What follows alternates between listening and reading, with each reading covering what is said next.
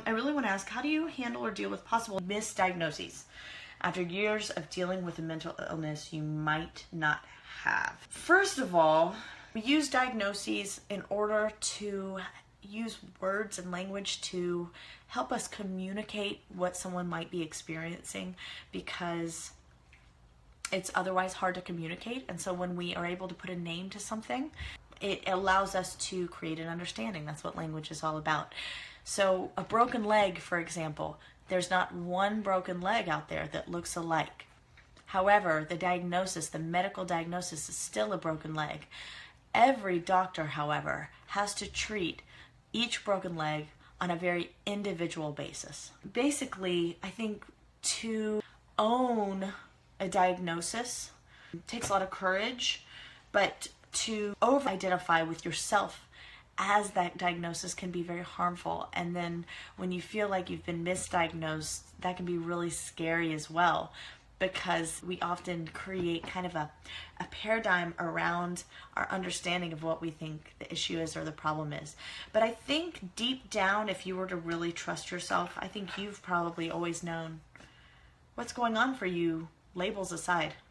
Ultimately, the whole point of the label in and of itself is to help you understand what the problem is so that you can address the problem. That's all a diagnosis is.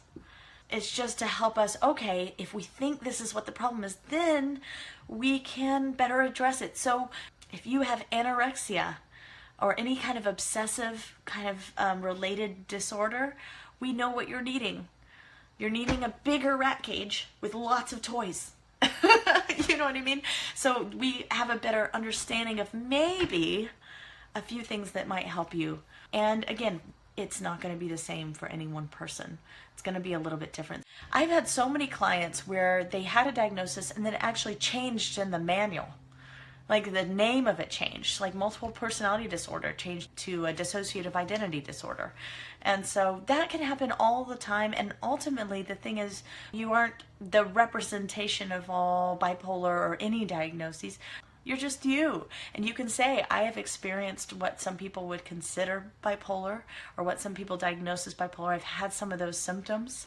And so they categorize me this. I've also been diagnosed with X, Y, and Z other things. Ultimately, what I've learned from my experiences, and then we break it down. When I feel sad, this is what happens. And when I need support, this is what I need. If we were to really break it down, everything that you have as your human experience still offers so much value to the people you've talked about and that you've shared your story to. Your story doesn't have a label. How about abandonment issues, limitations of therapy and or medication is also on my mind. Yes, there are limitations to therapy and medications. Part of the work has to be you knowing what you need. And that takes a lot of therapy and thinking and working with yourself. And you don't have to have it all figured out right now.